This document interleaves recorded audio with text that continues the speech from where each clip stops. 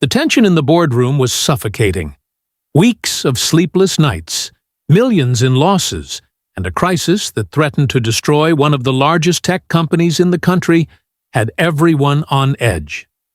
Executives sat frozen, staring at the incomprehensible numbers on the screen.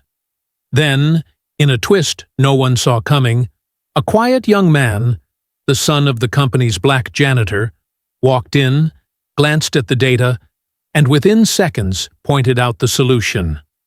What happened next would reveal the ugly truth about power, prejudice, and the courage it takes to stand for what's right.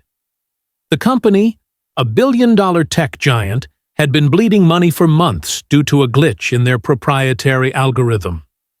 The flaw was so deeply buried that the best engineers, analysts, and consultants had failed to find it.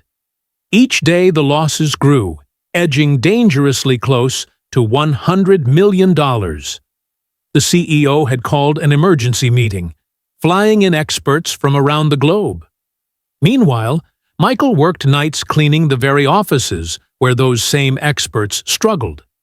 His father, David, had been the company's janitor for nearly 20 years, enduring silent stares, casual dismissals, and the quiet discrimination of a corporate world that never saw him as more than the help. But Michael wasn't just any young man. A self-taught coding prodigy, he had spent years studying algorithms in his spare time, using old books and a battered laptop salvaged from the trash. He often overheard bits of technical discussions while mopping floors, piecing together the puzzle in his mind. On the day of the meeting, his father mentioned the crisis. Michael, curious, asked if he could just take a quick look. David laughed softly. "Son, they'd never let a janitor's kid into that boardroom." But fate had other plans. That morning, Michael accompanied his father to work. The halls buzzed with panic as employees rushed between conference rooms. His father, pushing his cleaning cart, quietly opened the boardroom door to empty a trash bin. And there, Michael saw it. The giant wall display filled with streams of code and financial models. He stood there, staring.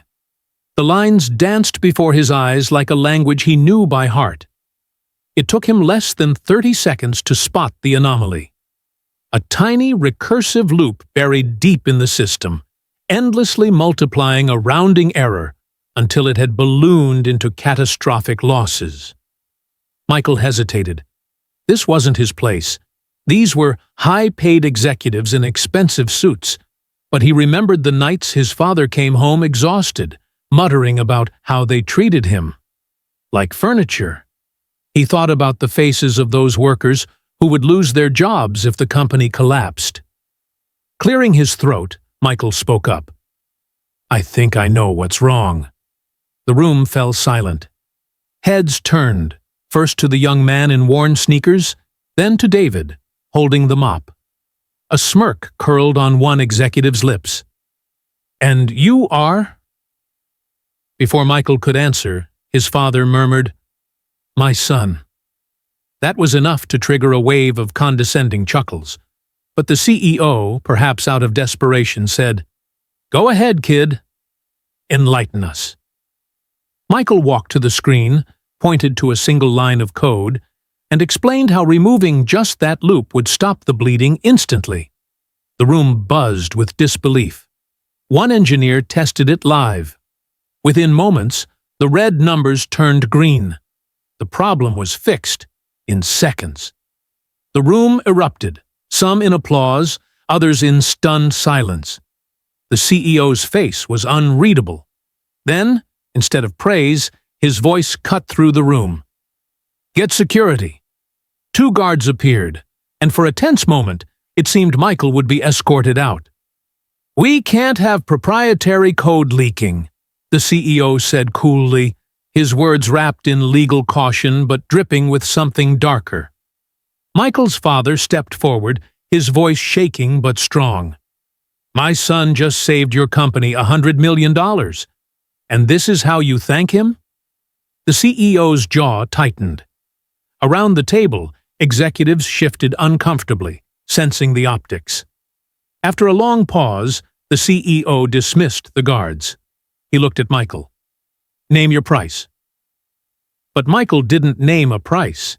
He named conditions: that his father be given the respect and salary he deserved, that diversity be prioritized in hiring, and that the company fund scholarships for underprivileged students in tech.